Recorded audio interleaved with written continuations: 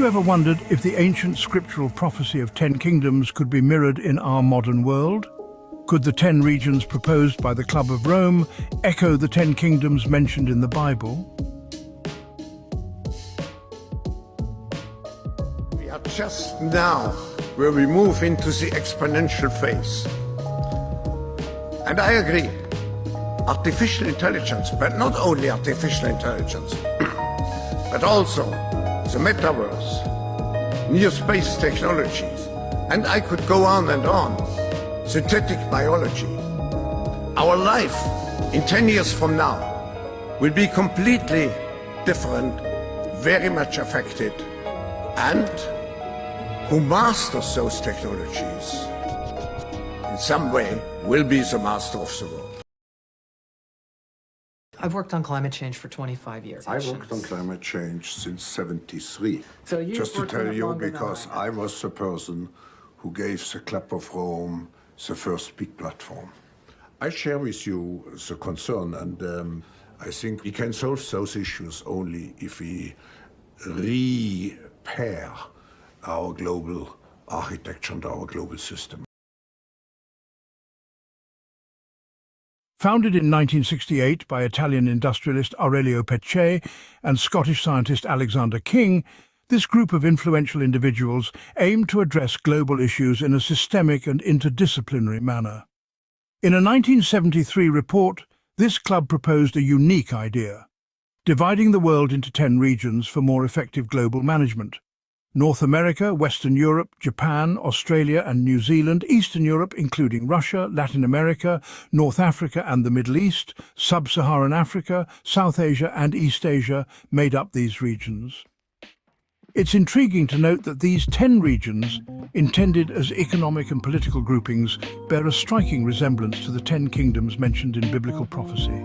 However, it's essential to remember that the intent behind the Club of Rome's proposal was to suggest a framework for global cooperation. Yet, this idea has been interpreted and reinterpreted in religious, conspiracy, and various other contexts.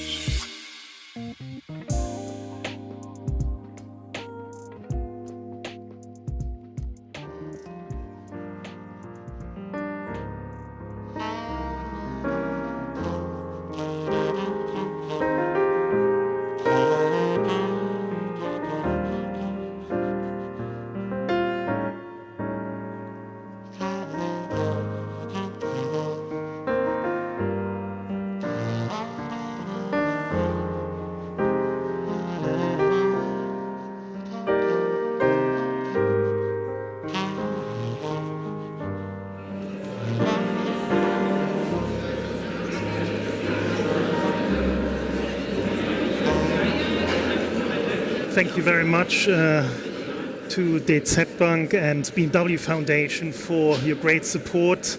Aurelio Peccei, one of the founders of the Club of Rome, talked about the adventure of the spirit, which in other words means self-exploration and reflection. It all starts working on ourselves in addition to asking others to bring about change. My name is Jörg Geier. I'm wearing two hats tonight on behalf of the German chapter of the Club of Rome and Arts and Nature Social Club.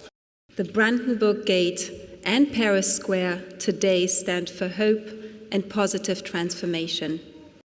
50 years ago, nearly everybody considered unlimited growth as the only pathway to greater prosperity for all. And then, there came a group of young scientists and showed that there are indeed limits to growth. That truly was a revolution.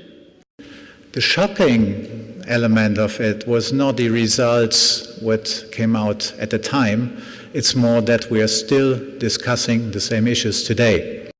We worked at 2 years at MIT, a group of 16 of us, to create a computer model to help understand the long-term causes and consequences of growth on the planet. If we begin making really drastic changes, we can reverse the growth pressures and try to bring the system back down under the capacity which can be supported by the planet. If we ignore that and try to sustain growth, we'll overstress the system until finally collapse is almost inevitable. If we don't solve these problems, we can expect to see growing chaos. As we're reminded by the most recent COP meeting, climate change is no longer a theoretical possibility. It's underway at the moment. And for Germany, this is going to have a number of really interesting issues. The real resource limits are the climate boundaries, so the ability of the atmosphere to take up CO2 and other greenhouse gases.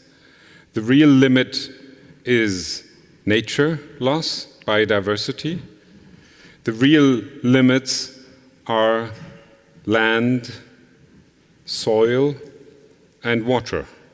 And therefore, if we think about what we need is basically taking those limits as true limits and to design an economy and to design a world within those boundaries.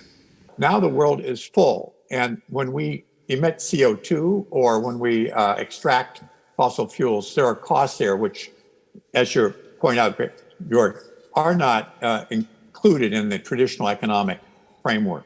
Do we need to have a concept of degrowth? Do we need to have a concept of managed decline? And there, to be honest, no, that's not the agenda of this government. To sum up, we have bits and pieces of what Dennis is asking for. We don't have the picture, and I probably agree we should have more research on it. The military, the industrial, the governmental factors that have been creating technology in the past, which have led us into our current predicament, and expecting that now those same decision makers are going to develop a technology that automatically solves the problems which they created in the first place has, in my mind, no realistic basis. I'm enthusiastic for technology. I can see areas where new capabilities would be helpful to us. But I think it's important to understand we have today in operation around the world the technologies that would be required to solve the current problems. The reason those problems persist is not because we don't have the technology, it's because we don't have the will or the ethics or the norms to use them.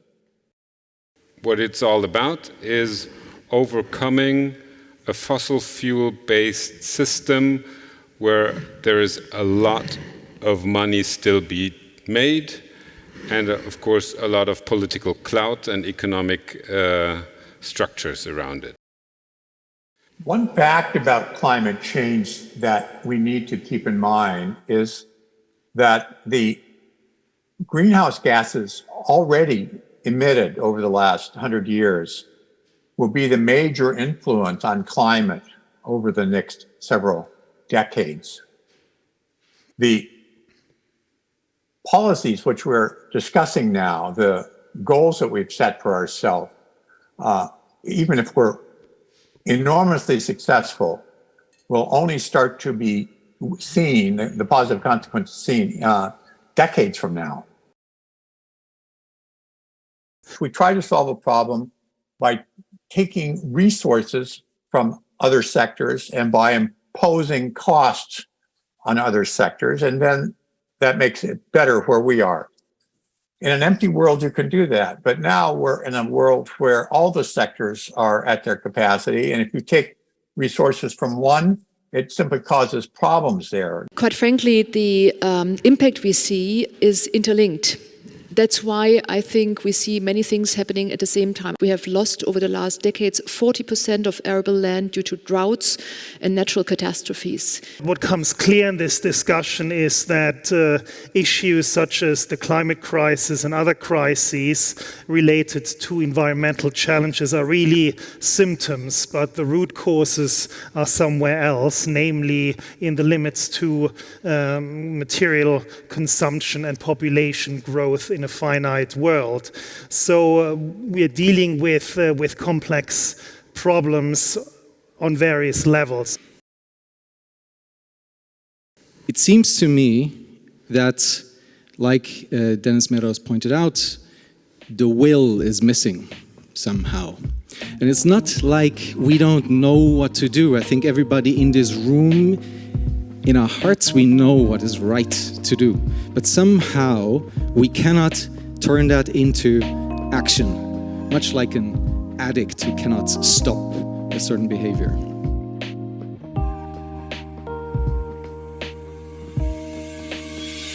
Can we pause for a moment and ponder?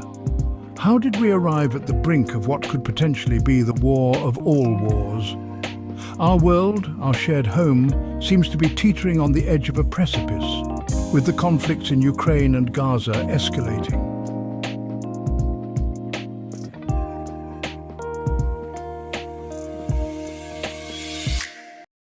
So, where does this leave us now?